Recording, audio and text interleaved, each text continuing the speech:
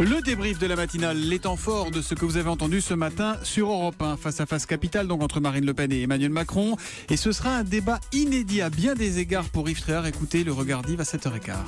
C'est la première fois que vont s'opposer deux personnalités relativement neuves du paysage politique à ce niveau.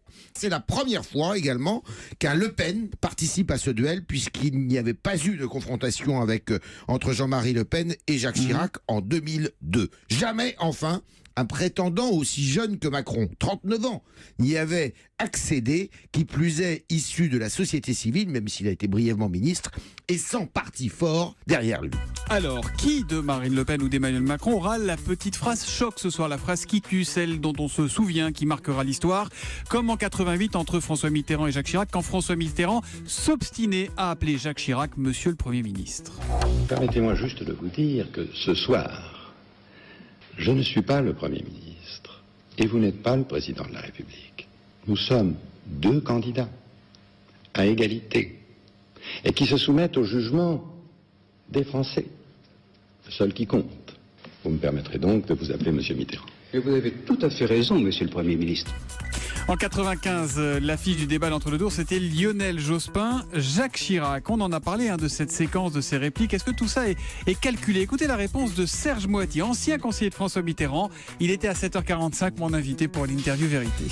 Oui, c'était préparé dans la mesure où on était sûr, nous, autour de Mitterrand, que Chirac allait commencer comme ça. Ça n'a pas loupé. Il a commencé comme ça, et on avait prévu, en répétant, que nous, on faisait les conseillers, quoi. On était tous bénévoles. Attention, c'était une autre époque aussi. Vous avez fait les faux Chirac face à Mitterrand. On a fait les faux Chirac, ouais.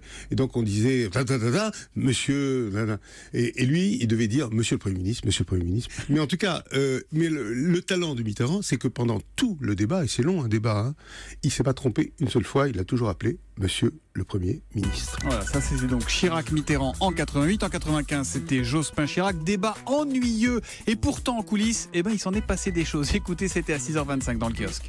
Ce 2 mai 95, le plus croustillant, a eu lieu avant le début de l'émission. C'est Guillaume Durand qui le raconte ce matin dans le Figaro. Il co-animait ce débat.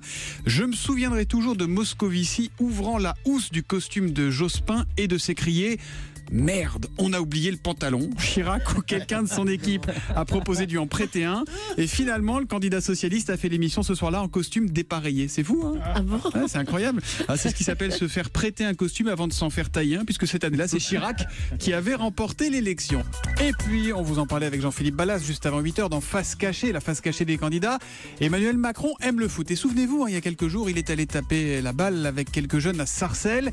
Et il a même réussi un penalty. Enfin, avec un peu d'aide quand même. Le journal L'équipe, à qui on ne la fait pas, a regardé l'action au ralenti et on s'aperçoit que le tir n'est pas totalement cadré et qu'une âme charitable dans le public, juste à côté du poteau, aide discrètement le ballon à tir rentrer. Dévié. Soyons transparents. Vive l'arbitrage par vidéo. Bon, et Marine Le Pen, elle aime le foot ou pas? Alors pas vraiment. En général, quand elle parle des joueurs de l'équipe de France, c'est rarement élogieux, surtout depuis que Zinedine Zidane a appelé il y a quelques jours à éviter au maximum le Front National.